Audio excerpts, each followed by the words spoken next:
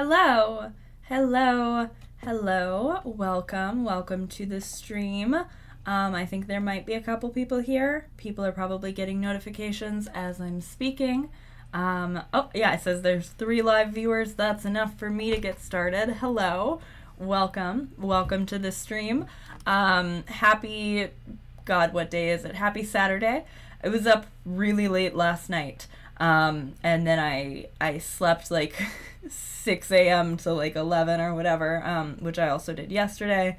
And then I just ran an errand, and I'm like not really sure how much my head is going to hold, but since I'm feeling fine right now, I figured I would hop on stream and we could talk about a new development in the It Ends With Us saga.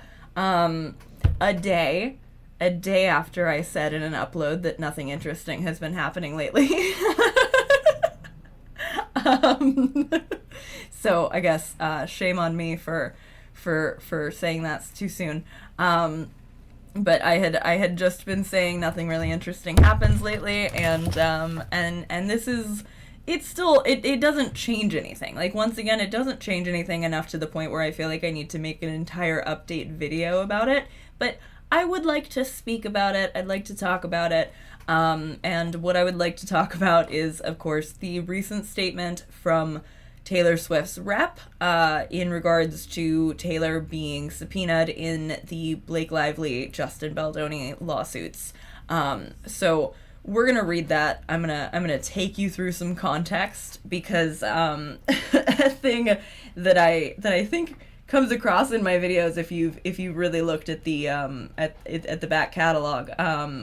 But I am a Taylor Swift enjoyer. I never quite use the word Swiftie. I feel like Swiftie connotates some things that I don't quite identify with. I've never seen Taylor Swift in concert or anything, but I am a 26-year-old woman, and like pretty much any other 26-year-old American woman you know, Taylor Swift was just always on the radio when I was growing up. I had Red, I had 1989, I had Beautiful Eyes, but my sister's had her debut album, and I never had debut. But anyway, I have owned pretty much every Taylor Swift album other than debut because my sister's got it first, and my mom had this weird thing where she would be like, you can't like their thing. So I only had the other albums on digital, but I had everything, and I was very into 1989, the first time 1989 was out. Again, I'm a 26-year-old lesbian, many such cases. But yeah, so I love Taylor Swift. I have long since been a Taylor Swift enjoyer. I feel like a lot of people do not understand what they're talking about when they talk about Taylor Swift. And so I just wanted to talk. I wanted to give a Taylor critical Taylor Swift fan opinion of this situation, and so that's what I'm doing. I don't have Beautiful Eyes anymore. I did have it. I had like this CD DVD thing. I remember having it from Walmart when I was a child. And I remember watching like the music videos on a DVD. Yeah, so all that to say, long time Swiftie. Long time Taylor Swift enjoyer. But I never publicly identify as a Swiftie because I feel like people take that to mean things that I don't quite that I don't quite mean. Like, I'm not full, like, total whatever, but I do have a near complete discography memorization of like very few artists, and Taylor Swift and the Mountain Goats are like neck and neck for how many songs I probably have memorized by each of them. I'm not a Swiftie, but I do consider myself Swiftie allied. Yeah. Okay, so I already put some of these links in my description, which I try to do. We might end up, I don't know. I don't know whether or not we're gonna also need to read the Variety one. I pulled up E! News because it's just the first one that came up. But so before we read it, I just want to say my read on it, as I have already posted on Blue Sky. I think that the statement from Taylor Swift's representative is as I said in my title and my thumbnail, it is certainly in support of Blake, and I think that it is not particularly ambiguous.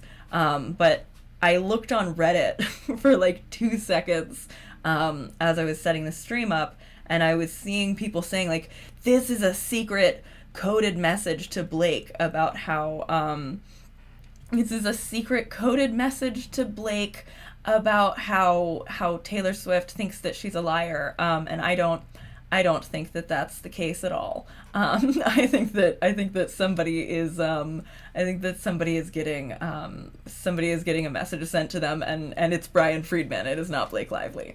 So I just wanted to talk about this. And again, I think a lot of people, because they like their idea where they have of like Taylor trying to like do something vindictive or whatever, they're gonna tell you that this is some kind of message to Blake, and I truly do not think it is. And also, I don't give a shit that Football Guy unfollowed them on social media. I know that's like the other piece of all of this is Travis Kelce. I hate that because I'm live streaming, I'm dropping my running joke. I was doing a joke in my other Taylor Swift content where I was stubbornly referring to all of her ex-boyfriends as Josh, and a couple people actually corrected me about it. But I know that if I'm saying Josh Kelce on live, I will be corrected in chat in a way that will be distracting. So I will use his real name. But Football Guy, he unfollowed Ryan Reynolds on social media. I don't give a shit. I don't care. I don't think that has anything to do with how Taylor Swift feels about all of this. Oh, yes, Sunny. Oh my goodness, thank you very much for plugging. Yeah, so we are doing our first ever run of merch. It's a little fundraiser thing. I'll pull this up first. That's a great idea, Sunny. I'm also doing a video about the whole Justin Baldoni Womb World thing with a really exciting guest who I'm so excited. So I'm doing a video about the Womb World thing, and we will also talk about the shirts in that video. But I have been listening all these times when I have been asked to have Womb World t-shirts on live streams. Every time that we have joked about doing Womb World t-shirts, I've been listening. I've really been wanting to do this, and I remembered today, I was talking to Sunny and Revolutionary Thought, another friend of ours, and we were talking about like merch and how to do merch and stuff, and I remembered Fundy Fridays did the one YouTuber merch that I've ever bought, which was a Roe versus Wade fundraiser. And I remembered that Fundy Fridays did that through Bonfire and that they donated. And I always really wanted to do something like that. I've always really wanted that to be my first like run of merch. So Sunny and I kind of ideated this together, and then I played around in Canva a little bit and on Bonfire, and we made t-shirts. And as he's saying, this is a transgender approved channel. Womb World is inclusive. We are mocking Baldoni. Oh, Brett, thank you so much for the super chat. Thank you. I really appreciate it. I loved seeing your comments in The Guardian. Thank you. That was, I know I said it in my recent video about it, but that was like so cool to get to be in The Guardian. That was amazing. Okay, so let me share my screen here. Here we go. Okay. So this is, I'll hang on. I can move myself. I can put myself in the attic. And I finally didn't call it a basement for once. Yay. Okay, I'm in the attic. And let me just put myself behind the frame too. There we go. Beautiful. Okay, so this is the t-shirt. I think it's really funny. This is what I've been picturing in my head every time we joke about I went to Womb World and all I got was this lousy t-shirt, is like a sign that makes it look like Womb World is like a theme park or something. So it's, I went to Womb World and all I got was this lousy t-shirt and some really weird ideas about gender, which I thought made it clearer that this is a not transphobe shirt, to put like a reference to gender right on it. Also, though, I completely understand if this is not something that somebody would want to buy because it's not something they want to wear out of the house, right? I am going to buy this. I have mine ordered, but I cannot, I cannot blame anybody if they don't want to wear something like this out of the house. I get it. It's very silly. It's very funny. If you weren't here, I have a previous live stream that you can find where we watched his little TED talk for the Baha'i thing, where he was talking about Womb World. And it's not just pink. I made sure you can get a bunch of different colors, but I also made sure you could get pink because like it's pink. It's Womb World. So, but there's also gray. There is just like black. There's this like light blue, which I think is actually really nice. Like I think it's kind of like with the white text and the blue shirt and then the pink, like it's kind of like, it kind of gives a little bit, like I said again, wanting to have weird ideas about gender on there to make it clear that it's not a turf shirt. I think that that's nice because it kind of gives like a little trans rights vibe. This is the icy blue one in the premium unisex teen. I have these priced. I know they're a little bit expensive. They're $25, $24, and $29.99. For some reason, this Comfort Colors one is more expensive, but I wanted to have like one of the higher end ones that they did.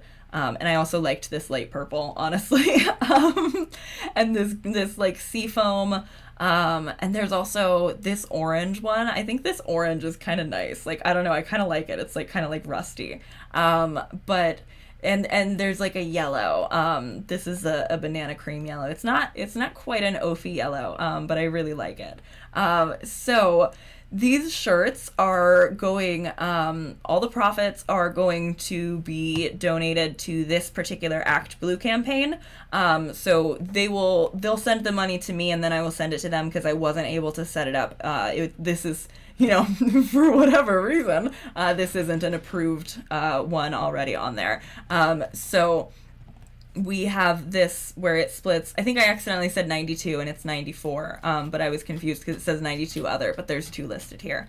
So this splits evenly among 94 recipients. When I was first talking about wanting to do an abortion fund fundraiser, somebody reached out to me because I was going to donate just directly to the National Network of Abortion Funds, which like also is a very good cause.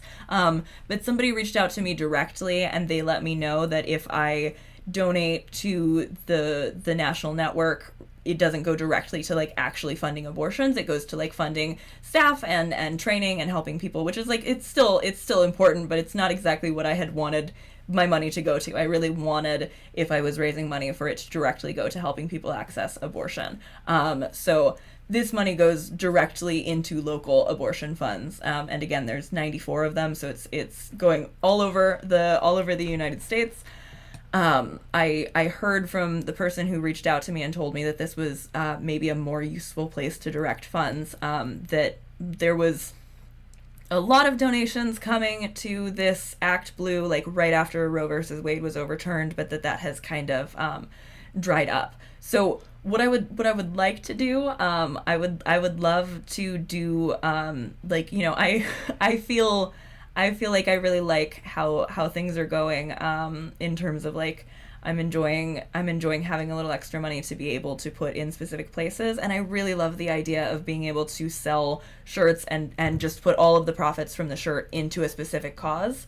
So I really like that Bonfire lets me set. I set it for as long as I can. So the first campaign is 20 days, and then I either can just do another campaign afterwards, or I can put this shirt in the shop. But I also really like the idea. Obviously, this completely depends on people's labor, and also like if I am to have an unprecedentedly good month with AdSense, I would be able to like pay more fairly. But if because I know I have a lot of artists, so I thought that maybe I would like do this once so that we can like see how it goes, how it works, and then that potentially for future campaigns, if any artists want to make a shirt and like design something really cool, we can do that, and then we can align on what the campaign will be for. But I really like the idea of that being kind of like how the Ophi merch goes. I think I think I like that.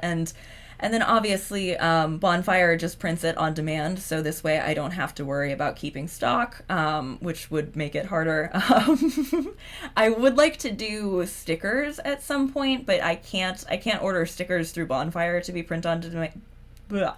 I can't order stickers through Bonfire to be print on demand.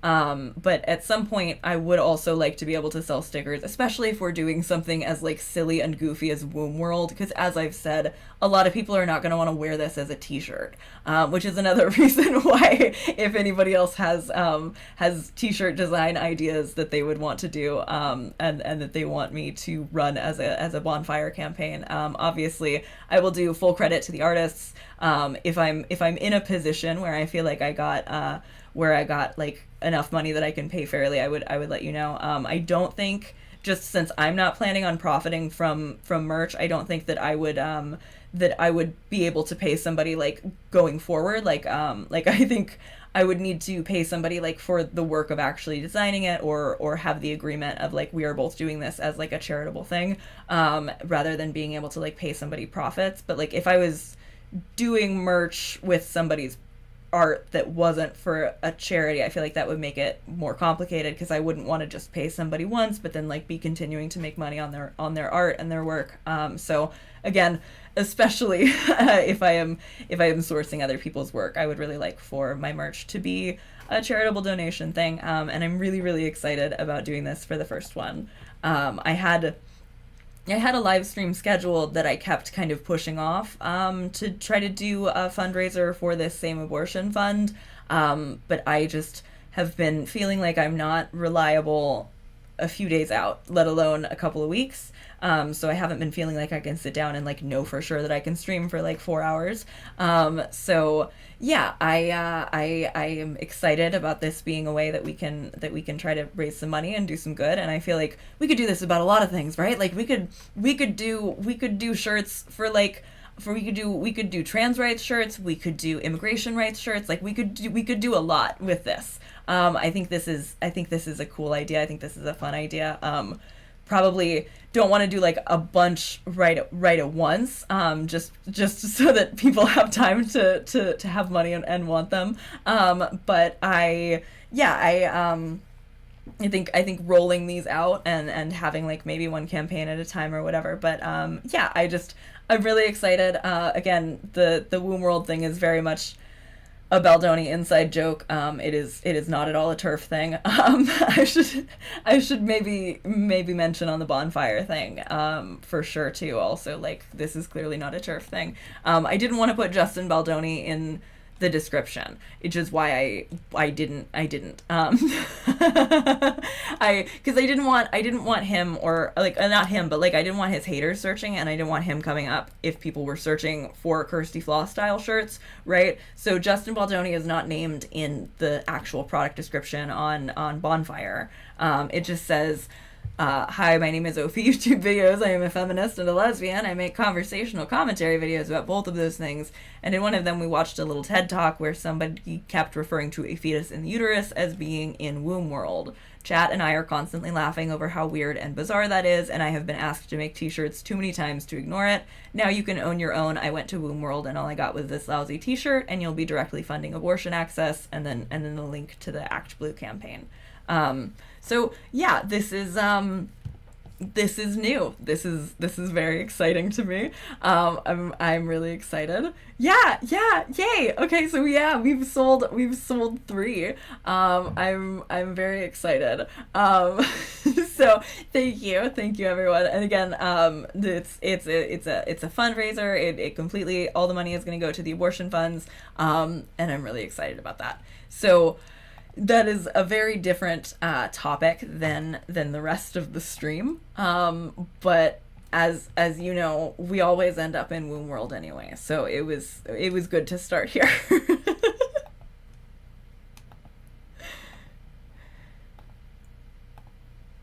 My Blake Lively video is 3+ hours long and counting. I literally had a dream where I met Tim Waltz and I couldn't stop talking about Blake Lively despite his obvious disinterest and become Womb World.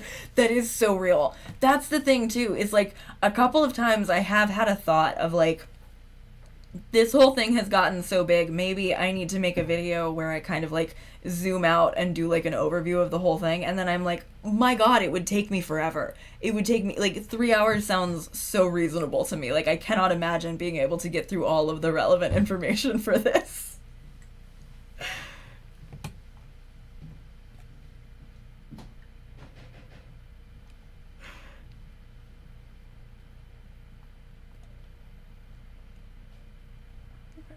Awesome. And, oh yes, thank you for the love for my dino shirt.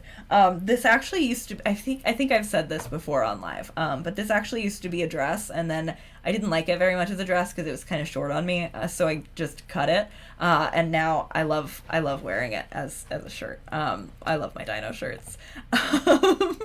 Okay, so all right. Taylor Swift would very much like to be excluded from Blake Lively and Justin Baldoni's legal battle.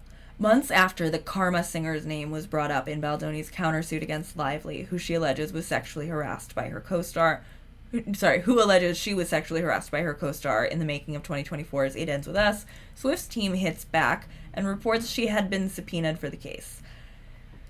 Taylor Swift never set foot on the set of this movie, a rep for Swift told E! News in a May 9th statement. She was not involved in any casting or creative decisions. She did not score the film. She never saw an edit or made any notes on the film.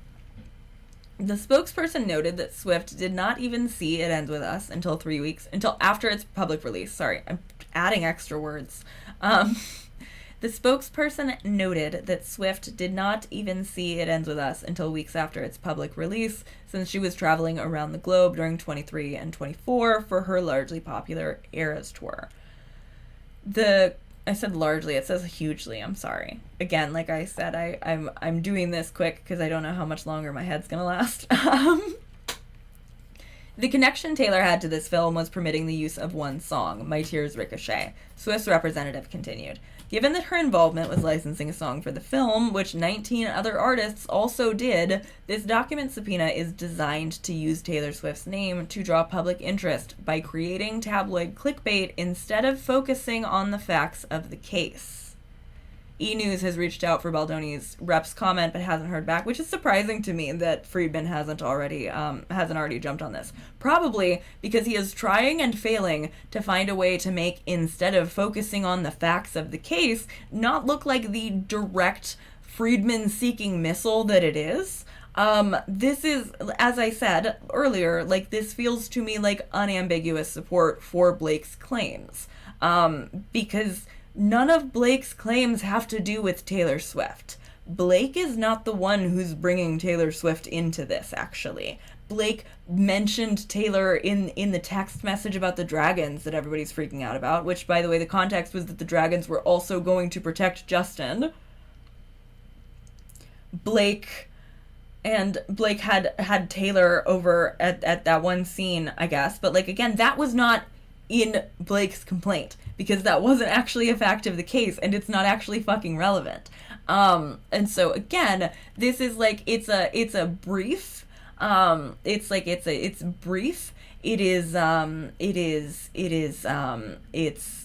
a little bit subtle. Like, she didn't outright say, and Taylor stands with Blake, but it's clear to me, like, the facts of the case sounds to me like very unambiguous support for Blake Lively.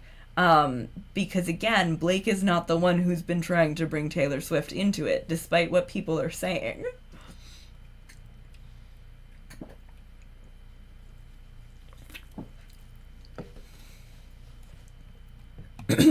People keep confusing Taylor having an opinion with Taylor being involved. Those are not the same things. Yes. Taylor was not involved, but I'm absolutely 100% positive that Taylor is supportive of Blake Lively. Yes, BC, exactly. It's almost like you don't need to watch a movie to know your friend has been harassed during the making of the movie. Exactly. Yes. She didn't.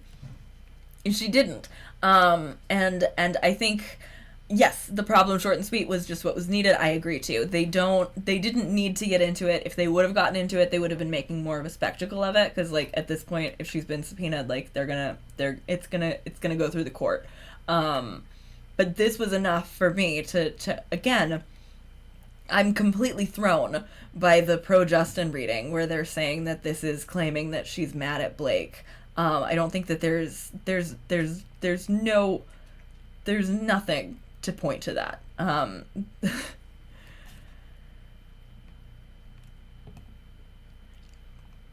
Yeah, so I'm proud of Taylor Swift for this, but I'm not surprised. This is an incredibly predictable thing. And I think the more that people who I follow on the internet know about Taylor Swift, the more they understand that this is what it's saying. Because like it's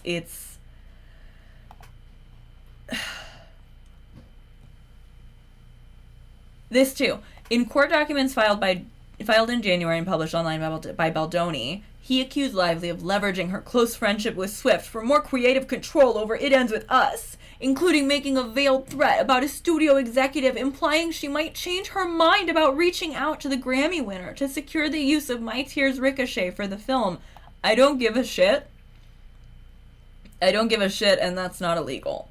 It's not illegal that they said, hey, let's maybe keep the star happy so that we don't lose the Taylor Swift song.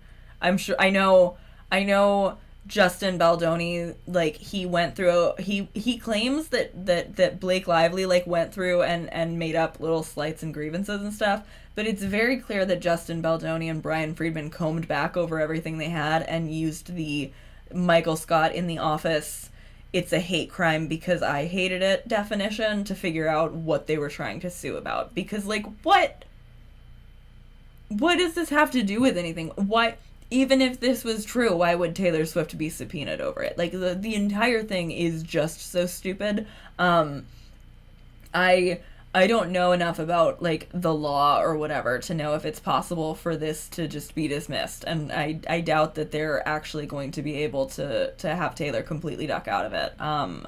Like, I'm sure they're gonna try to try to do whatever. But, like, I don't think Taylor Swift should be involved in this at all. So I don't disagree with the fact that her statement is clearly making that obvious. Hi, Jojo. Hi. She's meowing. Come on up. You want to come up here? Yeah, come on up, Joey. Come on up, meow meow. Everybody wants to see you. Everybody wants to see you. You want a treat? Will you come up for a treat? She's really thinking about it. Jojo, come here. Come up here. What the heck? Hang on. Hey, baby. What's going on? Hey. Come here. Come over here with me. Say hello. Hi. That's the baby. Yeah, say hi. Hello. Hi, baby. Yeah, that's a beautiful girl. I'm glad she purred into the microphone for a second. I hope you could hear that. Hi.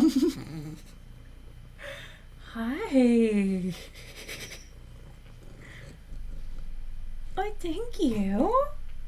Thank you for my kissy. Are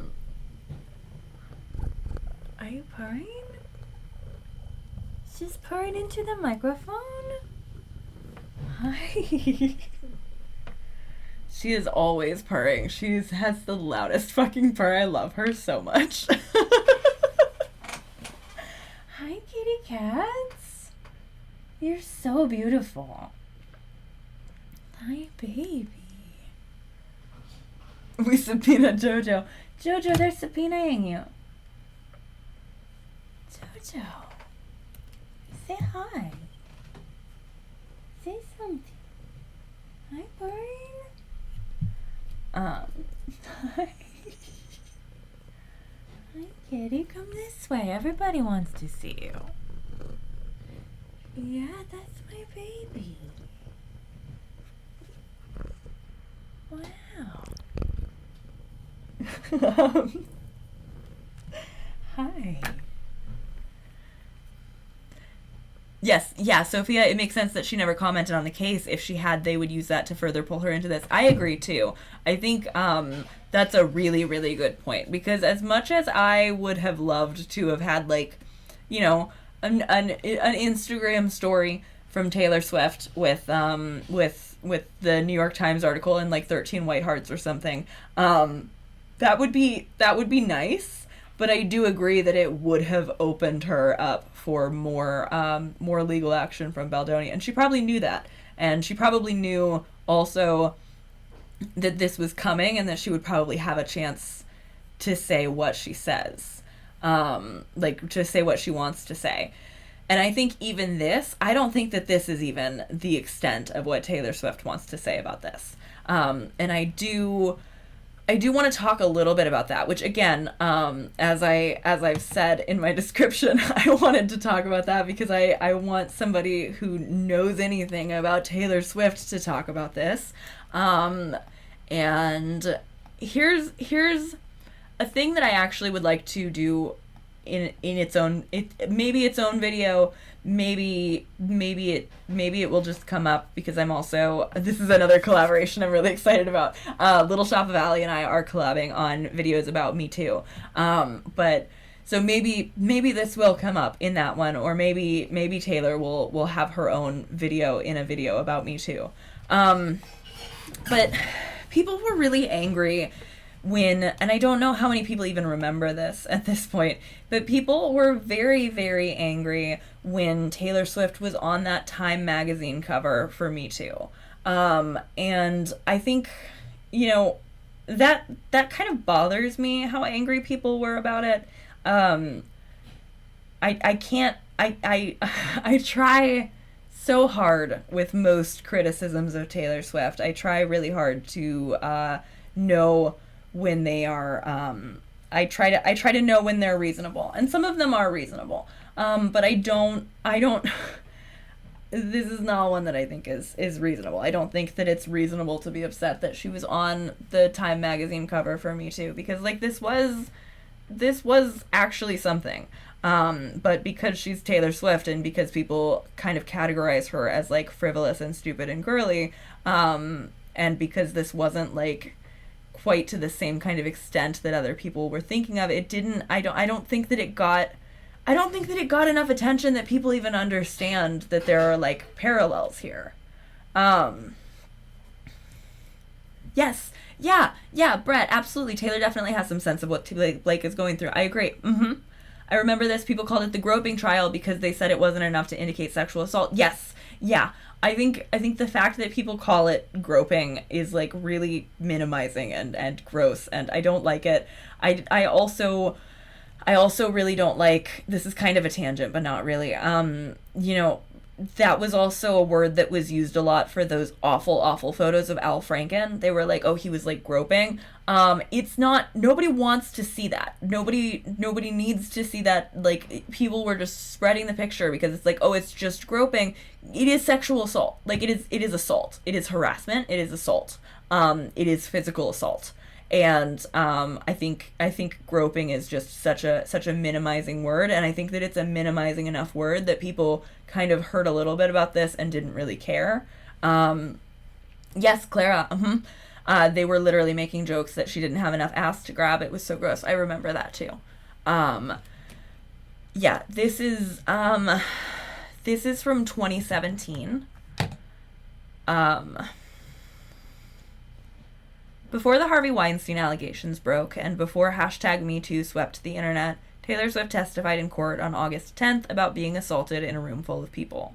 Swift, who Time recognized as one of the silence breakers who inspired women to speak out about harassment in this year's Person of the Year issue, granted Time her first interview since the trial. In 2013, the singer-songwriter... Oh, I'm sorry, I am not lined up at all. I lined myself up for the headline, and then it's not the same as the rest of the article. That should be better. You should be able to read along now. In 2013, the singer-songwriter took a photo with a Colorado radio DJ after an interview. During that photo, Swift says DJ David Muller reached under her skirt and grabbed her rear end. Swift privately reported the incident to the station at which Muller worked, and he was fired. Muller then sued Swift for defamation. She countersued for a symbolic $1 and won. Which also, I can't lie. I think that the $1 settlement is a power move, and I think that it's kind of bullshit that for as much as everybody says, I think actually let me rephrase that. Rather than saying it's a power move to only accept $1, I will say, with how much people try to claim that people make these allegations for money, Taylor Swift only accepting $1 and then getting no extra credit for only accepting $1 proves that there is like no level to which you can do this and not be criticized. And so you should take the fucking money. You should get the money of the people who assault you. That is how I feel. I feel like Taylor Swift getting only $1 out of this and then not getting any credit or any praise for doing it just for like the moral of it, because people don't really know about this. Again, I feel like this is kind of it's kind of a deep cut somehow, because her career is just so long and there are so many other things that people would rather focus on. But again, Taylor Swift did not get credit for that. I think that it's cool. I think that it's powerful, but I don't think that anybody's ever obligated to do that. And I think that especially somebody who has less money than the person who victimized them, absolutely, if they are in a position to somehow get money, that they should be able to. Nobody should be obligated to do a symbolic $1 settlement. But yeah, it was a symbolic $1 and she won. Swift refused to be bullied on the stand. Her straightforward testimony was lauded by many for its fierceness. When asked why the pictures taken during the assault didn't show the front of her skirt wrinkled as evidence of any wrongdoing, she said simply, "Because my ass is located at the back of my body." When asked if she felt guilty about Mueller losing his job, she said, "I'm not going to let you or your client make me feel in any way that this is my fault. Here we are years later, and I'm being blamed for the unfortunate events of his life that are the product of his decisions, not mine." I think, again, also, just, this is really cool. Yes, Sarah, yes. This trial and assault is covered in her documentary, Miss Americana. The doc handles it really well, really pointing out the dehumanization of a sexual assault trial. Yes, if you have not seen Miss Americana, it's really, really interesting. I would also love to make a video about Miss Americana at some point.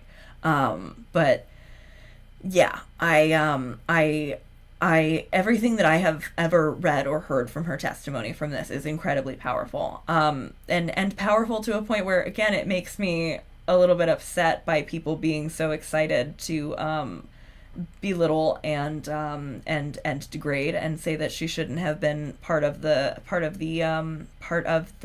cover. So yeah. Like many of the women interviewed in the 2017 Person of the Year issue, Swift would not accept blame for the abuse she experienced. Her clear-eyed testimony marked one of several major milestones in the conversation around sexual harassment this year. Swift responded to questions about her experience from Time in writing. "Why was it important for you that you come forward about what happened to you?" And she said, "In 2013, I met a DJ from a prominent country radio station in one of my pre-show meet and greets. When we were posing for the photo, he stuck his hand up my dress and grabbed onto my ass cheek. I squirmed and lurched sideways to get away from him, but he wouldn't let go. At the time, I was headlining a major arena tour, and there were a number of people in the room that saw this, plus a photo of it happening. I figured that if he would be brazen enough to assault me under these risky circumstances and high stakes, imagine what he might do to a vulnerable young artist if given the chance." Is this not something that we're constantly talking about when we say how much worse it would have been if it was a younger person than Blake and a less established person than Blake? This is so relevant. This feels so relevant to the Justin Baldoni stuff. It's maybe a little bit minimizing to kind of flatten everything into Baldoni lively discourse, but that's kind of the way things work when they're this cyclical.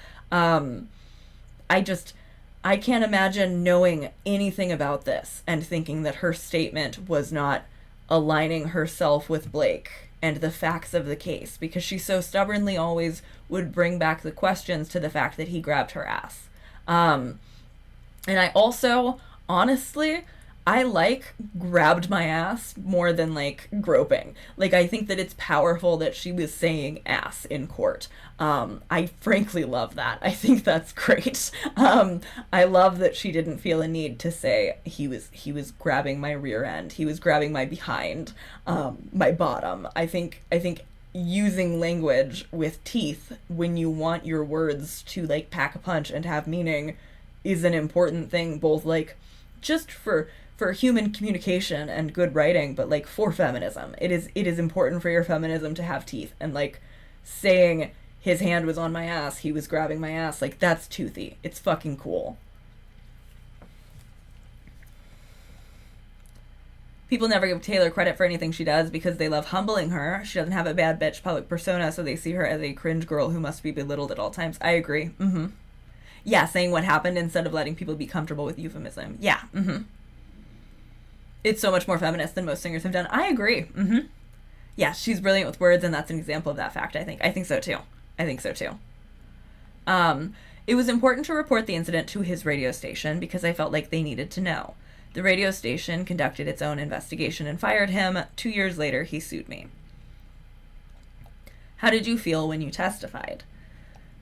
When I testified, I had already been in court all week and had to watch this man's attorney bully, badger, and harass my team, including my mother, over inane details and ridiculous minutia, accusing them and me of lying. My mom was so upset after her cross-examination. She was too physically ill to come to court the day I was on the stand. I was angry. In that moment, I decided to forego any courtroom formalities and just answer questions the way it happened. This man hadn't considered any formalities when he assaulted me, and his lawyer didn't hold back on my mom. Why should I be polite? I'm told it was the most amount of times the word ass has ever been said in Colorado federal court. I literally got chills. You can't probably see, but I literally got chills reading that out loud when she said this man hadn't considered any formalities when he assaulted me. That's so fucking good. That is so fucking good. Oh my god. Taylor, get him again for me, girl. Oh. I really love that. I love that. She's so good. Yeah. And like literally that's fucking like that's empowering. That is fucking empowering. I don't blame anybody who doesn't find the song The Man empowering. But I find this so empowering. This thing that she did, the things that she said, the words that she used to do it. The way that it's portrayed in her documentary, like it's fucking empowering. You don't have to think the man is empowering. I think the man is a little bit goofy. But also I think the when she says people would toast to her good ideas and power moves, she makes so many power moves and she never gets any fucking credit for it. This is good. This is like one of my favorite things that Taylor Swift has done. And I'm always surprised that this is not coming up in reference to the It Ends With Us stuff. Being blunt about what happened is so important. Women are pressured to word themselves in a way that makes others feel less uncomfortable. Even prosecutors ask witnesses to do this. Yes. Ovi has been echoing the sentiment through the whole Blake thing. If this is how Taylor Swift is treated during a sexual assault trial, imagine what the average person is going through. Absolutely. Fun fact, the only time I've ever been pulled over while driving was while I was listening to The Man. So glad she got back and so glad she won. Me too. Really brings home the ever-receding horizon of the perfect victim. She's white and tiny and blonde and cis and gets treated like this. I agree. Yeah, and this DJ didn't have the funds for Tag Crisis PR. But you know who did? Scooter Braun, representative of Justin Bieber and Kanye West, guy who I think did Snakegate. Scooter Braun had money for Tag. And I think this was what was the timeline on this versus Reputation? Reputation came out 2017? When did Reputation was not 2016, it was 2017, right? Okay. So this happened during like when she was like dark mode for pre-reputation, right? Too, like, I'm not making that up. People didn't really know what was going on with her. So I think if my timeline is correct, Snakegate happened, and then this lawsuit happened, and people were already inclined against her from Snakegate, which is also probably why there was such a lack of empathy for her for this, maybe because this guy didn't have the money for it, and maybe it didn't go in about that. But I think that it all ties in together, because once one person has done a hate campaign against a woman, everybody else who ever wrongs that woman benefits from it. Yeah. She had a beautiful speech on her tour about this. Yeah, yeah, yeah, she did.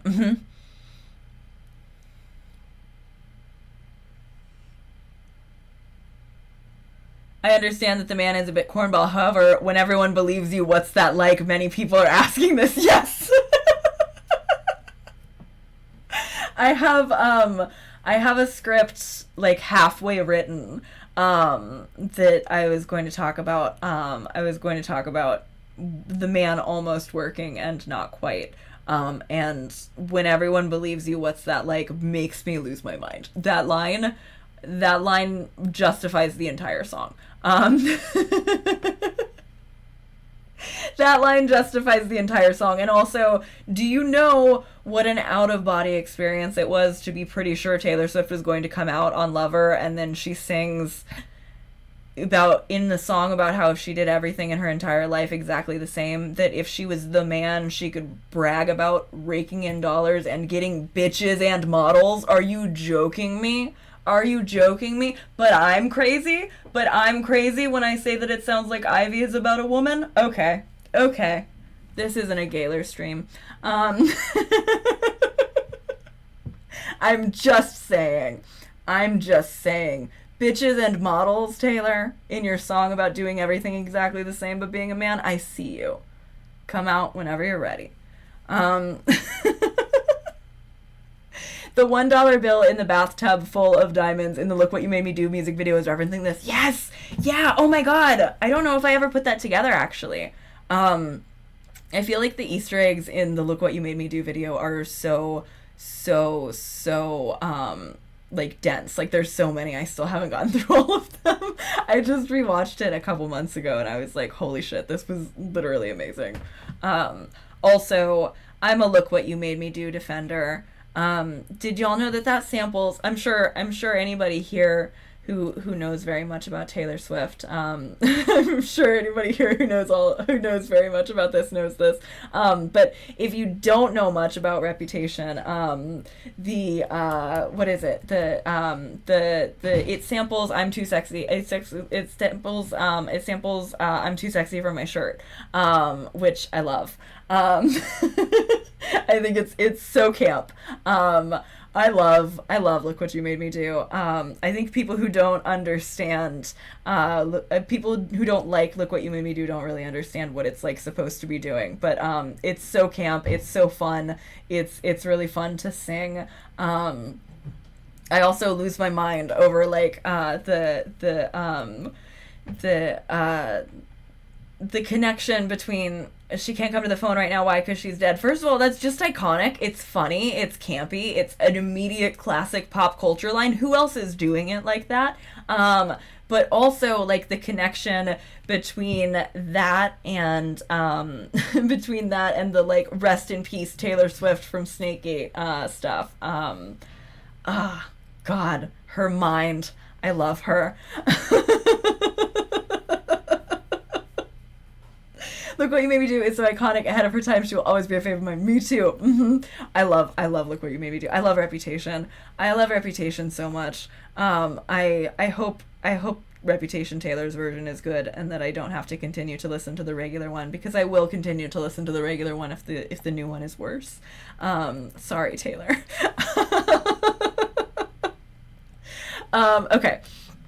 This is good. This is again what we were talking about with minimizing language. How have people responded to your story? People have been largely very supportive of my story since the trial began in August. But before that, I spent 2 years reading headlines referring to it as the Taylor Swift butt grab case, with internet trolls making a joke about what happened to me. The details were all skewed, as they often are. Most people thought I was suing him. There was an audible gasp in the courtroom when I was named as the defendant. Once it hit the news that I was in Denver dealing with this, there was an outpouring of support on social media, and I have never appreciated it more. I spoke to Kesha on the phone, and it really helped to talk to someone who had been through the demoralizing court process. I didn't know that. God, that made me tear up. That's actually incredibly sweet. Taylor, I believe Taylor also donated to Kesha's legal fees. That's not. I always accidentally turn off my video when I'm trying to make sure that my. I just want to be able to switch to another tab without worrying. Where is it? Oh my goodness. Okay, here it is. I'm pretty sure, but I'm just gonna Google to be sure. I think Taylor Swift donated for Kesha's legal fees too.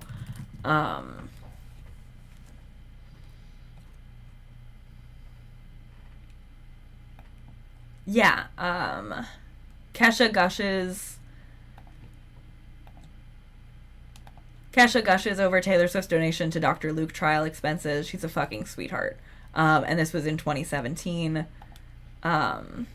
It's noted in the piece Swift donated $250,000 towards Kesha's legal expenses during her tumultuous litigations against her former producer, Dr. Luke. Kesha thinks Taylor Swift is a fucking sweetheart, very, very sweet, very, very genuine, extremely generous, picks up the phone every time I call her. My mom doesn't even always pick up the phone. That really, that is really impactful, I think. Like the idea of those two speaking on the phone. And also just I love that Kesha had somebody to talk to who understood what she was going through, especially because, you know, you could even argue, and I'm not making this argument in favor of Katy Perry, even though there are certain arguments I would make in favor of Katy Perry, but like you could argue, I think, that it was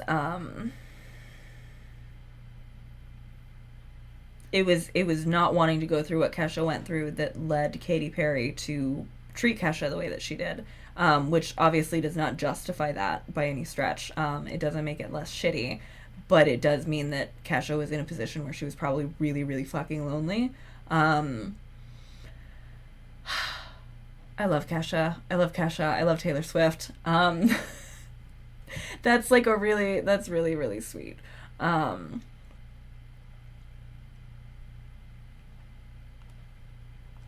Also, I love Gag Order. Gag Order is an amazing fucking album. Gag Order is so good. It was weird when I was the only one in my office who knew why Kesha hadn't released new music, and I was a straight white man with almost no interest in her music who had almost all female coworkers. A lot of people had no idea, or like they even still don't really understand it. Legia Miller, I think, had good videos that helped me kind of understand a bit of what was going on. But I would love to make a video talking about the Kesha and Dr. Luke thing. Yes, yeah, that's part of the point of what was done to Kesha. Keep everyone else quiet. Exactly. Yeah. Yeah, stream Gag Order if you have not. It's amazing. I think she has a new album that's like just about to come out, but it's so good.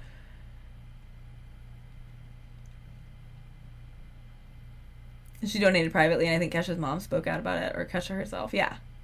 It was her, okay, someone else's mom with another private donation at some point. Yeah. I got to see Kesha live pre-pandemic. It was the last night of her Aussie tour and incredible. Oh my god, that sounds amazing. That sounds so cool. That sounds so cool. The live version of one of the Gag Order songs where she's got a soundboard and she's layering and controlling her own voice made me cry. I love the live versions. God, I love Kesha. Okay. After this experience, what advice would you give? Oh, also, okay, I'm sorry. One more thing about Kesha. The song about her cat, man. Oh my god. Oh my god. The song about her cat on gag order. Fuck. Fuck, man. I shouldn't have even brought it up because I can make myself cry thinking about that song for too long. But oh my god. That is my favorite song. It's so good. It's which I can't remember what it's called off the top of my head right now. I need to look at the track list. But she has a song about how much she loves her cat, and it is oh my god, it gets me. It's it's All I Need Is You, and it makes me weep. It makes me genuinely weep. I love it. I love it when people write songs about their animals. It's also, especially like as a person who just like loves my cat so much. I've never heard another song where I've been like, this feels like it kind of does explain my like connection to and relationship with this animal. I love that song, and I think about how much I love my cat, and I cry about that song. It's so good. It's such a good song. It's such a good album. But yeah, back to Taylor Swift. After this experience, what advice would you give to your fans? I would tell people who find themselves in this situation that there is a great deal of blame placed on the victims in cases of sexual harassment and assault. You could be blamed for the fact that it happened, for reporting it, and blamed for how you reacted. You might be made to feel like you're overreacting because society has made this stuff seem so casual. My advice is that you not blame yourself and do not accept the blame others will try to place on you. You should not be blamed for waiting 15 minutes or 15 days or 15 years to report sexual assault or harassment, or for the outcome of what happens to a person after he or she makes the choice to sexually harass or assault you. Is this a watershed moment for the way we think about sexual assault and harassment in culture? Am I lined up? Okay, good, I am. I think this moment is important for awareness, for how parents are talking to their children, and how victims are processing their trauma, whether it be new or old. The brave women and men who have come forward this year have all moved the needle in terms of letting people know that this type of abuse shouldn't be tolerated. Going to court to confront this type of behavior is a lonely and draining experience. Even when you win, even when you have the financial ability to defend yourself. Even though awareness is higher than ever about workplace sexual harassment, there are still so many people who feel victimized, afraid, and silenced by their abusers and circumstances. When the jury found in my favor the man who sexually assaulted me was court-ordered to give me a symbolic $1. To this day, he has not paid me that dollar, and I think that act of defiance is symbolic in itself. I didn't realize he didn't actually even give her the fucking dollar. That's wild. That's wild.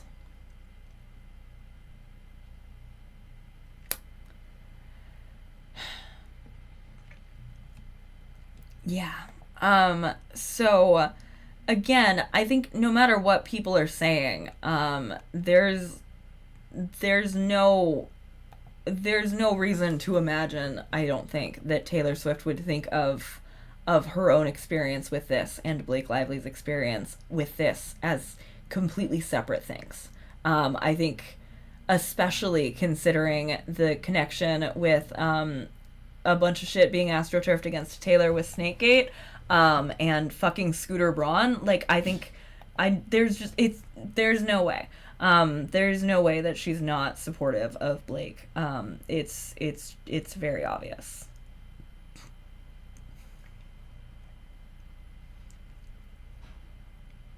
Sarah, after what Ophi said about Katy Perry being the current woman it's okay to hate, it made me consider JoJo Siwa. Something sus going on there.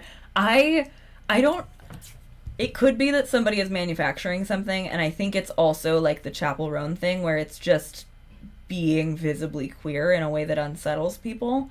But I 100% agree that the discourse around her is fucking exhausting and kind of unbearable to me, because like she's a 20-year-old. Like, oh, a 20-year-old had a messy breakup with their partner.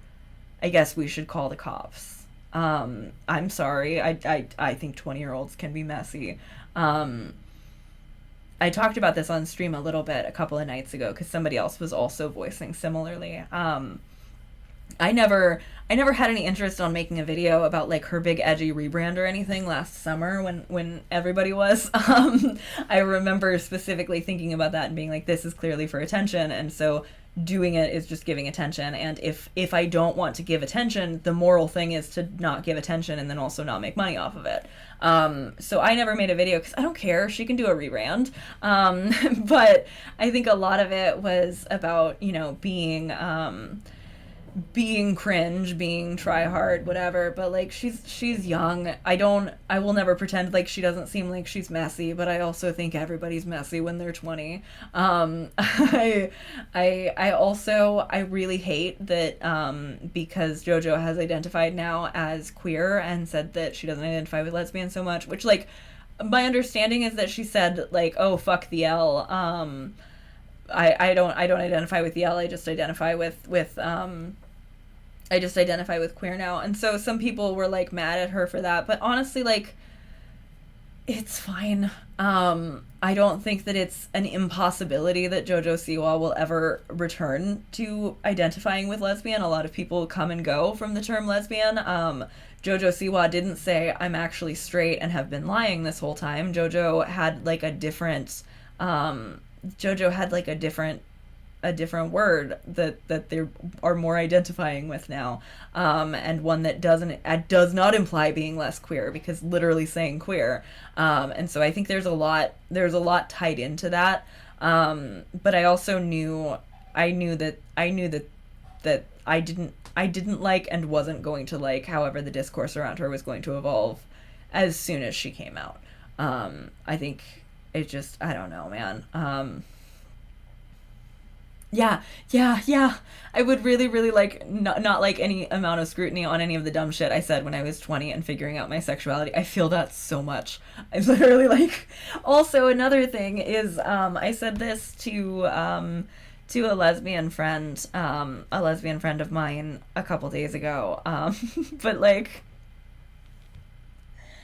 do you really think JoJo Siwa has like people in her life who are telling her like, oh, you can be a non-binary lesbian if you want to be? Or do you think that as she's figuring out more about being queer, she's feeling like there are more rules about what she can be and be a lesbian? Because to me, I learned that I think that she said that she relates more to non-binary people than to women. And I think I should start using more pronouns interchangeably here, because I think they also said that they do use they them pronouns as well.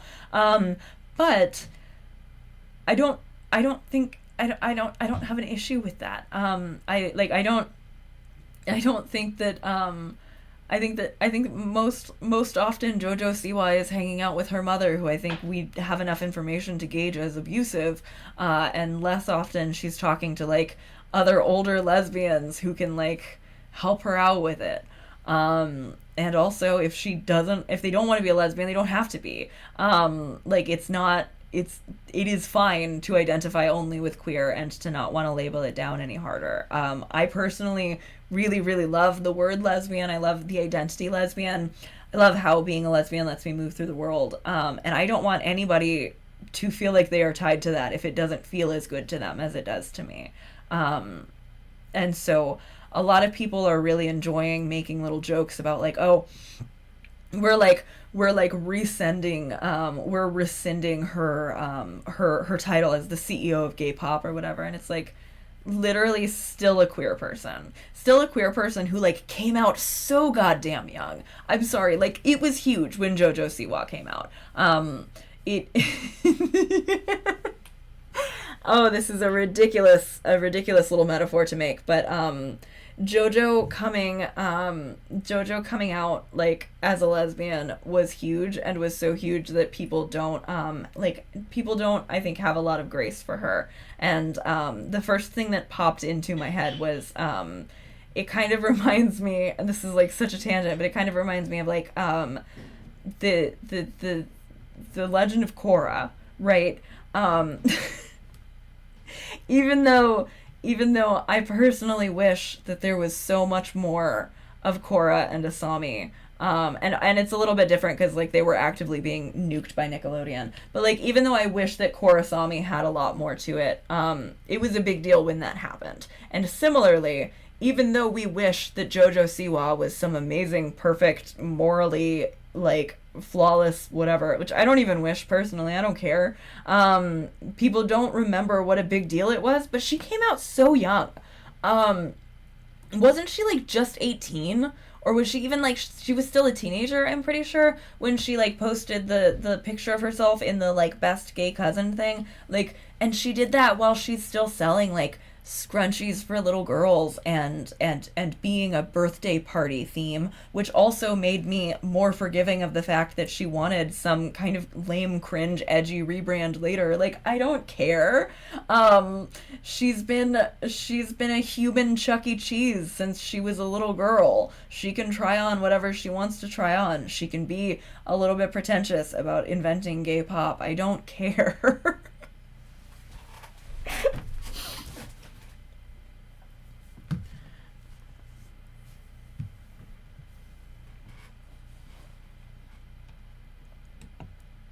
Same with Chapel being bipolar and a lesbian. I don't know what age, but Nick didn't invite her to the Nickelodeon Choice Awards during her prime. JoJo can be edgy and cringy, but it shouldn't matter so much to people. I don't understand the hate. I completely agree. Yeah. It's an intersection of misogyny and homophobia. I'm very sure. I hate it. I do think the autism intersects with the lesbian thing in a way that makes the public go destroy her. That's really good. There's a great video on the channel I'm Autistic Now What that talks about some of the ableism involved in the situation. I'll definitely check that out. Thank you very much, Clover. I didn't love her saying fuck the L, it's very tone deaf, but also she said it off the cuff and is discovering stuff about themselves in front of a very huge audience. I don't know, I wish they were around better people, but that's more like because they were raised around Hollywood bullshit and deserved better. I completely agree, Rendered Fat. I think that's a lot of where I stand too. Like, if somebody, you know, like I don't love oh fuck the L, but also like it was probably in part a reaction to the fact that identifying as a lesbian got JoJo so much more bullshit. Like I do understand it, even though it's like it is kind of a stray kind of a stray to other lesbians, but like it's not one that I feel offended by. Like, okay, whatever. The thing that was hurting real lesbians was being too masked and not shaving. I'm sorry for harming the lesbians in this way.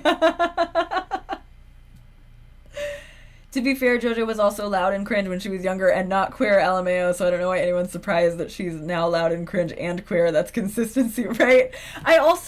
Somebody else said this on a comment on the stream where we talked about this last time, and I really agree. JoJo Siwa is playing a character, right? Like, she makes that very obvious in interviews, I feel like, that there is JoJo Siwa, the character, and then there's, like, JoJo Siwa, the person, the 20-year-old messy lesbian who was away from their partner for 2 weeks and broke up with them, which is fine. Like, it's also fine to feel bad for the partner, but it's also always fine to break up. Anyway, somebody was pointing that out, that, like, JoJo Siwa is doing a character. And I think that that's actually a really interesting similarity between JoJo and Chapel, right? Because Chapel Roan is also a character, and a lot of the ways that people are mad at Chapel is because they're not understanding that Chapel Roan is doing a character. And Chapel is, like, more obvious about it because she's doing the whole drag queen thing. But, like, JoJo Siwa is doing a character. She's got a stage persona, good for them. I wouldn't want to raw dog all that fame in my actual persona. Me neither. They're a good 5 years younger than I was when I came to a stable identity, and even now I sometimes just say I'm queer because I'm sick and tired and don't owe anyone an explanation. Right, I agree. It's so clear that fuck the L was their way of saying it doesn't apply to me. It doesn't take away from the fact that lesbians are consistently erased, but it's not like they did it maliciously. Yeah, I agree. Wish there was more sympathy for people who are trying something, ready for society to embrace cringe and stop bullying people. I agree. Yeah, it's like I think genuinely, like, the fact that it was like a visible effort is also part of why there was so much clowning on it. I think there's some level of making fun or teasing that it's fine because she's aware that it's a character, but it gets weird when it gets too personal or too vitriolic. Yes, I agree. Yeah, I agree. I think so too. And again, like I think all of the like fixation on the drama with like the messy Big Brother reality TV thing, like it just I don't like it. I feel like people are so weird about it. And I also just, again, like she is 20, which is like barely an adult. You're basically still a teenager when you're 20. If any 20-year-olds are watching this, I'm really sorry, but when you're 25, you'll understand what I mean when I say that you are barely an adult when you're 20. You're probably, if there's a 20-year-old in my audience right now, they likely feel like they already are an adult and have been an adult for a while, and like you have, but also you're gonna hopefully realize over the next few years some ways that will make it easier to exist in your brain, and once you have an easier time existing in your brain, you're gonna know exactly what I mean when I say that you're not all the way grown up when you're 20. And I think you're even less capable of being grown up when you're 20 if you got famous as young as JoJo Siwa did, let alone like getting famous young at all. I think there's a lot of parallels to be made between JoJo and Miley Cyrus, child star, breaking the persona, etc. I agree. I'm so happy for the little Mormon girl in my old ward who loved JoJo and her mom who started wearing pride pins for church. Little changes matter. That's really sweet. I've been thinking about the Hannah Montana thing a lot with all this. Yeah, I think, honestly, like, she was intentionally trying to have, like, her wrecking ball moment when she was doing the edgy rebrand. And, again, because she had been, like, a child brand who I feel like was so controlled by her mother, even though I wasn't like, this is the coolest thing I've ever seen and I think this is unironically amazing, I don't think she was doing that unironically. I think she was doing it to set the stage for whatever she wanted to do next. And honestly, like, it is not terrible marketing. It did get people talking about her. Cringe culture is almost always ableist. That's a really good point, honestly. As a 30-year-old person, yes, absolutely, 20-year-olds are still growing. Thank you. I'm off migraine, looking forward to my shirt for Abortion Don't Know. May the womb worlds be empty for those who desire this. Thank you very much. I hope you have a good rest of your day. We spend the vast majority of our lives as adults. It makes sense that there's still growing up to do after crossing the adult threshold, and it doesn't make you any less grown up to the 20-year-olds. Yes. Yeah, exactly. I'm 26, and I think I'm a middle adult. I'm still a young adult. I'm coming into, I'm like in my mid 20s, but like I feel like even though I'm a middle adult, I feel like I'm just getting started. Like, and I'm 26, and JoJo Siwa is 6 years younger than me, and also got famous as like a 6-year-old on a TV show where she was being like publicly abused by Abby Lee Miller. So I just have, I think, more empathy for her than a lot of other people doing discourse about her do. Yeah, the jokes about revoking her queer card, I really hate. I really, really, really hate. And especially, again, as they're saying that they're identifying more with non-binary, it's like, okay, I see what you are and how you feel about other queer people. Cool. Olivia Rodrigo did the child star safe brand rebrand to be edgy way better. Not everyone can be that smooth out with talent. Olivia did amazing. Honestly, though, I think part of why Olivia was able to pull that off so well was because she was smart enough not to sign with Hollywood Records. I think having a big girl record label made it a lot easier that like her first album got to be like actually adulty stuff rather than having to go from like kiddie stuff to more adulty stuff.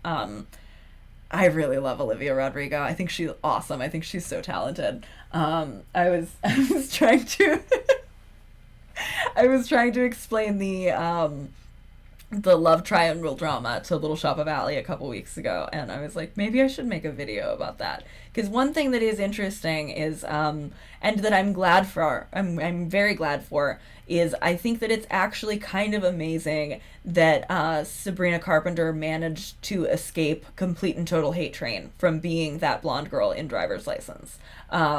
I think it's actually, like, legitimately, I think it's really cool that both of those girls got to kind of come out and be very successful after that, because while I don't think that Olivia Rodrigo didn't have a right to sing about Sabrina, and while I think Driver's License is an amazing fucking song, I think that it would have been really easy for Sabrina to have had a much harder time coming out from under that than she did.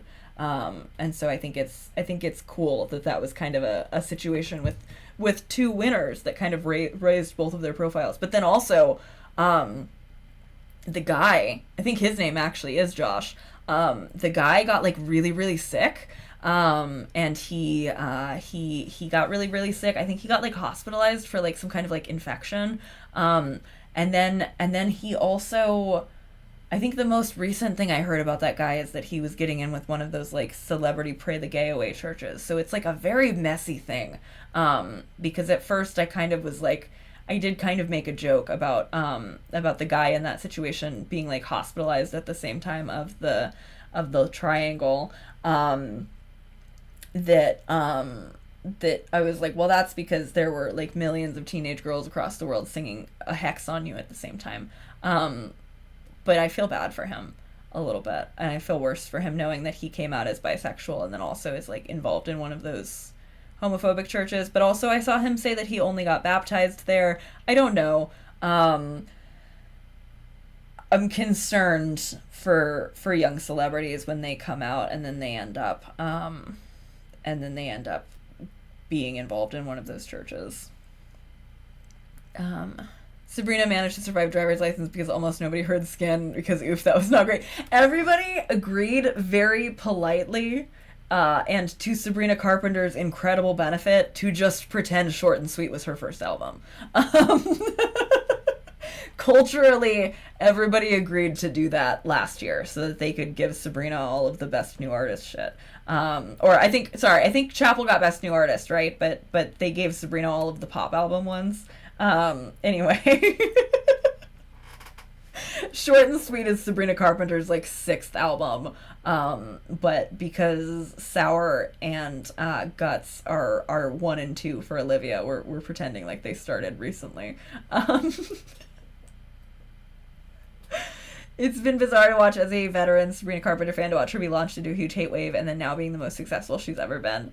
I like Sabrina. I think I got a little bit of shit for saying this on Twitter. I think Taste is a weird song. I think Taste was probably written by committee, with the explicit intention of like, let's do a music video where I can kiss a girl, and then they accidentally wrote a song that is like kind of really sex negative. That's the one you've probably heard on the radio that's like, heard you're back together, and if that's true, you'll just have to taste me when he's kissing you. And it's fine. I understand what she's trying to do. Like it's kind of like deja vu, actually. But Taste is like if you really, really zoom out, Taste is if a pop star was singing a song to you where she agreed with the metaphor that if you have sex with somebody, you are having sex with everybody else they've had sex with. It is like being sung a song by somebody who agrees that I am chewed up gum if I had premarital sex. But like in a fun, sexy, flirty way. And like it's fine. I don't think that it's like a harmful or like I don't think that it's like intensely problematic or anything. But I do think that it's very interesting for somebody who has such a like sexualized theme about her, which I also have things to say about, to have a song that kind of like agrees with some weird sex negative concepts. I just think it's an interesting tension there. It's not one that makes me hate her. I don't think that she's awful. I don't think she deserves to be hated. I think that song also has like 6 writers, so like it's not even like it's just her fault. But I do not like that song. I think it's really weird. Yeah. Oh, I just almost knocked over my water bottle. But I do really like some of her other songs. And also the thing about her sexuality is I think this is really interesting. Because I don't quite know how I feel about it. I saw somebody saying that, that Sabrina Carpenter is like a female gaze sexuality and Sydney Sweeney is a male gaze sexuality. And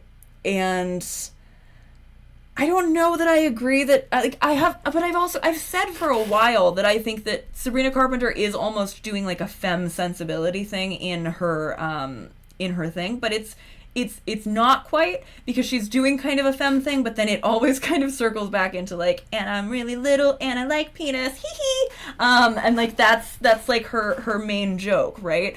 And so it is a very acceptable sort of like feminized sexuality. And so I think that also is an interesting difference between the way that Chappell Roan is treated and the way that Sabrina Carpenter is treated.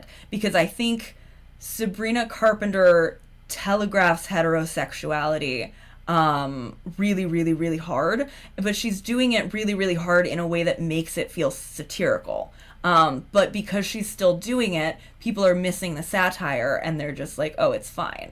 So like, I don't know. I would not say that she is the male gaze, but I also am like, I'm not entirely positive if it's like female gaze either. I think, yeah, Justine, oh my God, yeah. You know, so Carpenter feels like she's doing camp. I think camp is the exact right word for it. Like it's a satirized femininity, but it's because she's satirizing femininity in a way that is like more fuckable than the way that Chappell Roan satirizes femininity. I think that they get really different. I think that they get really different reactions from woman to woman. But obviously there is also a lot of hate for Sabrina just for being like a sexual woman. It's just a different kind than I think that Chappell gets. Sabrina Carpenter.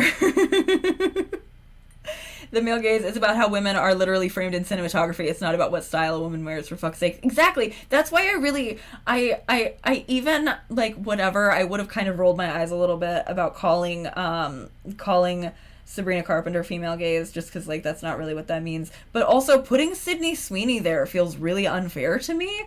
Like, I don't, she just is a conventionally attractive woman who has a chest. Like, I don't think that it's fair to be like her entire thing is that she's for male gratification. Like, that's a sexist thing to say about a woman.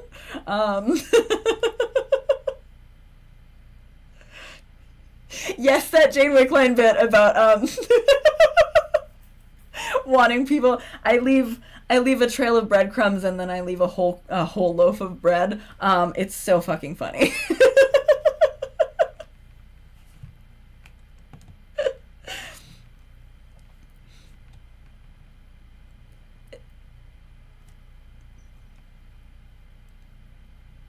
Sabrina is doing burlesque kind of camp, while Chappell is doing drag queen kind of camp. They're both different corners of satirizing femininity. Yes. Exactly. Yeah.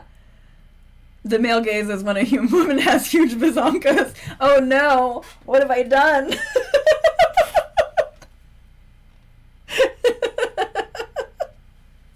Maybe I should ask Kirsty about this to hear from a real feminist on the issue. Yeah, but I'm a modern feminist. I think it's so funny that she literally said, she called me a modern feminist, when that was exactly the quote in the article that Candace Owens said about Blake. I was like, okay, that's fine.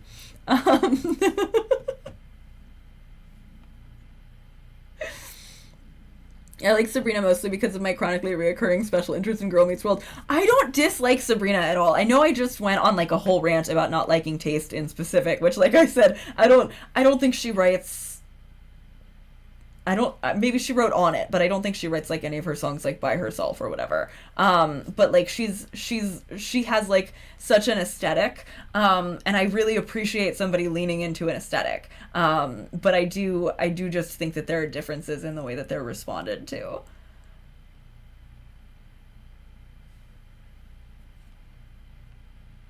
Oh, I don't think I remember the female gaze guy from TikTok. I only know about TikTok stuff if it made it to commentary YouTube, honestly. Sabrina Carpenter has mentioned taking inspiration from comedic burlesque and vaudeville. That makes sense. I don't like the message of taste, but unfortunately the music does slap. Right. It's so catchy. It's so catchy. It's very catchy. It also comes on my autoplay a lot, and it's like most Sabrina Carpenter songs that come up on my autoplay, I'm not gonna skip. I'm gonna enjoy it. It's gonna happen to me. But I also don't go and listen to Short and Sweet.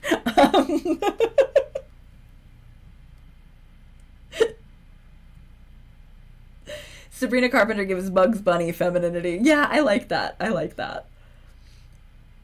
What's your take on Lana Del Rey? She married a MAGA man who threatened to beat up transgender people. My take on Lana Del Rey is that I think that it's fucking wild that Chappell Roan is the person people call a secret Republican.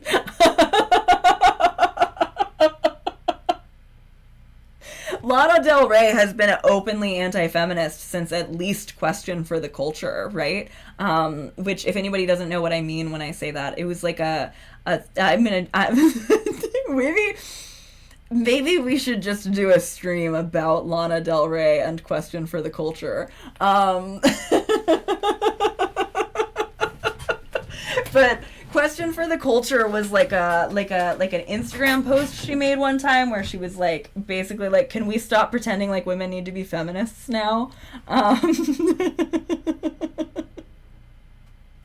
Even Taylor gets secret Republican allegations more than Lana. It's wild. Exactly. Yes.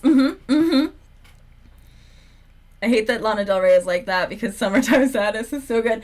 I like Young and Beautiful from Great Gatsby. That was a good song for that movie.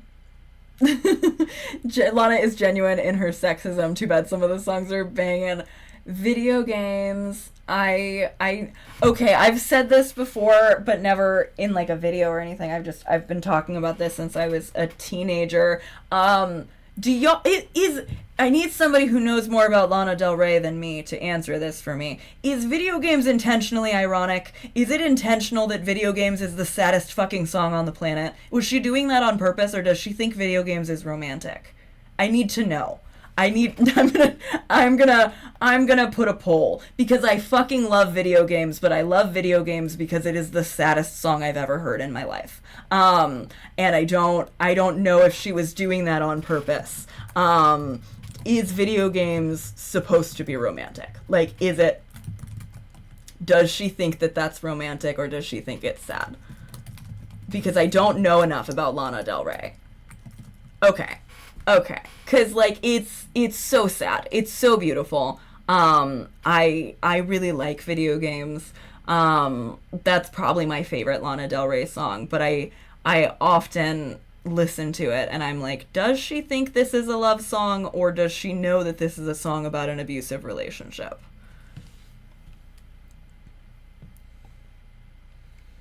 Yeah, both tragic and romantic. As long as she understands it's supposed to be tragic, I feel better about it. Because I was like, there's no way I'm outsmarting video games. Like, nobody could write this and not know that this is the saddest song anyone's ever heard, right?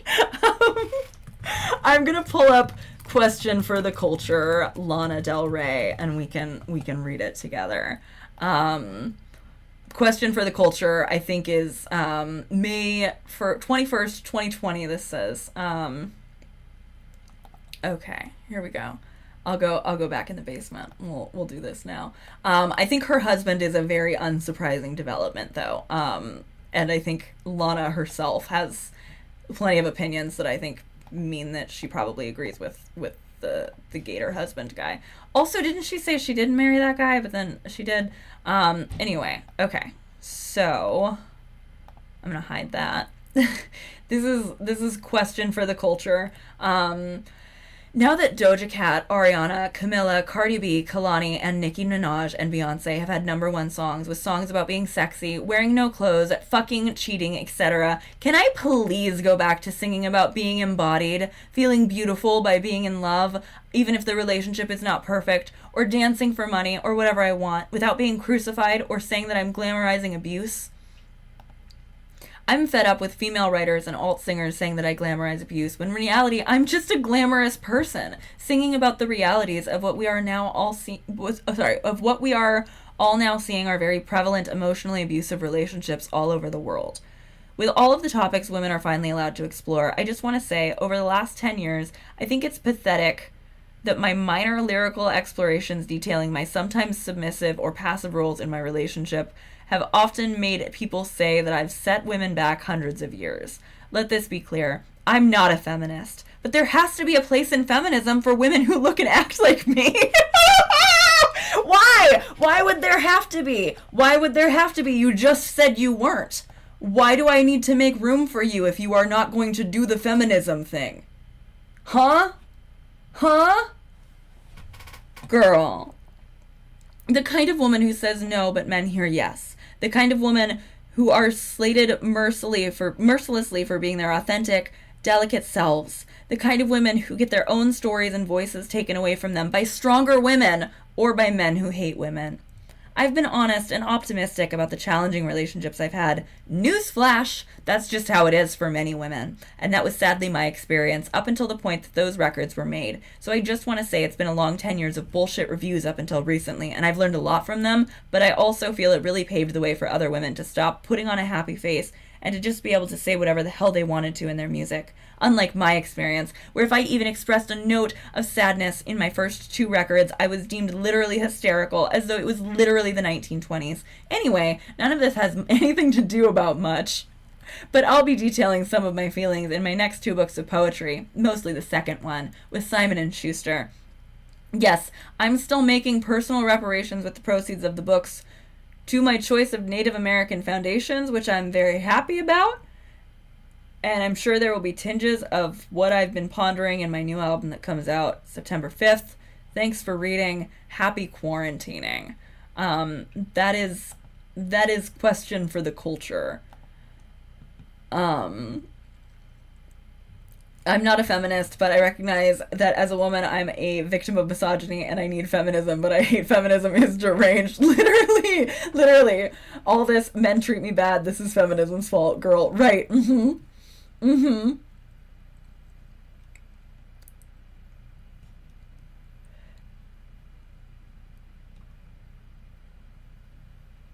Lana has said before that she's more interested in space with Elon Musk than feminism. Yes, I kind of thought that was in question for the culture, but it was a separate thing.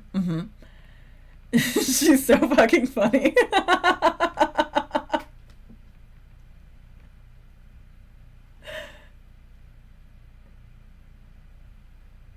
I don't know what Lana Del Rey is thinking, and I don't want to.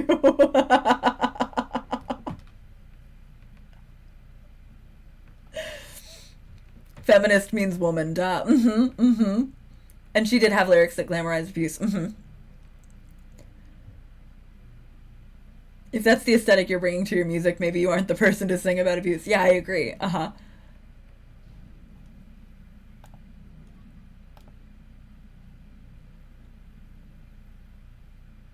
Wait, did she say I'm not a feminist, or did she say I'm not a feminist? Sorry. Okay, yeah, it says I'm not a feminist. Thank you. Sorry, my brain completely skipped over the other one. So she said I'm not a feminist, but she has said before that she's more interested in Elon Musk and space than feminism. So like, she certainly is not actually someone who's a feminist.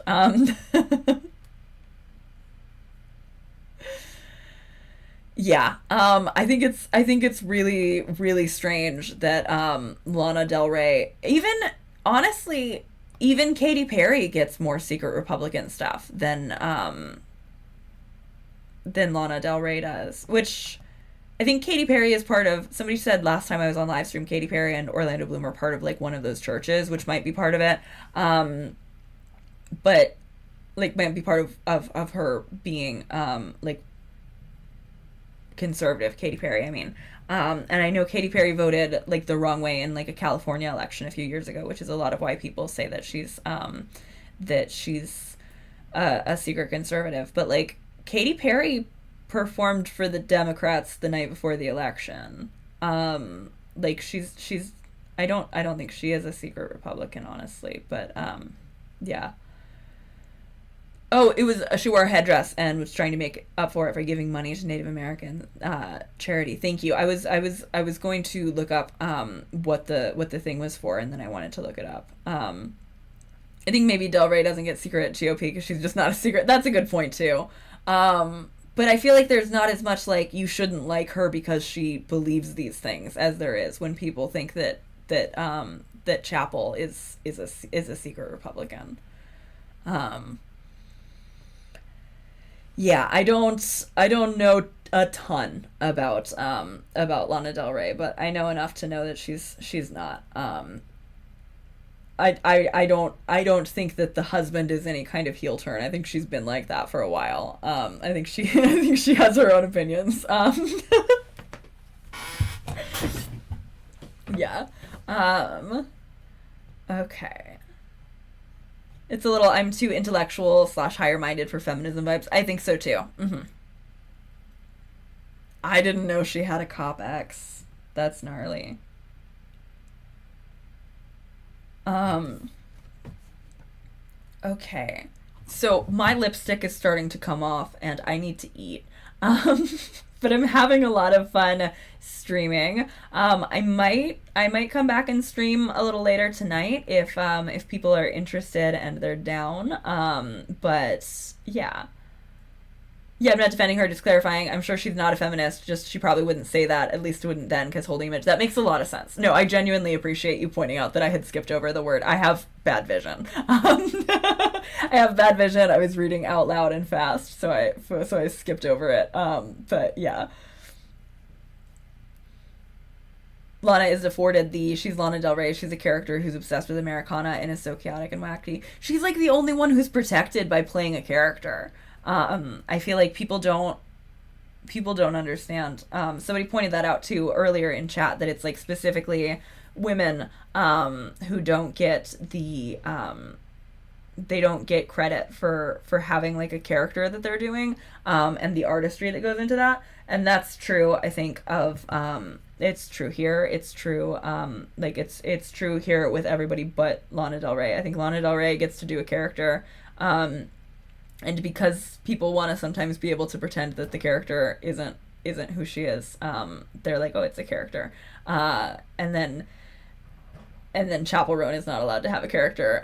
Sabrina Carpenter is not allowed to have a character, etc., etc. But yeah, if anybody catches this on the live between now and me streaming later, if you have an idea for something I should stream later, let me know. But yeah. This is fun. I love streaming. That's my take on the Taylor Swift of it all is back at the beginning. But I think Taylor Swift's support of Blake Lively seems pretty unambiguous for me as of right now. Yeah. Thank you for hanging out. This was really fun. I love you all. Bye. If I can find how to turn off my camera, I always can't find it and then I panic.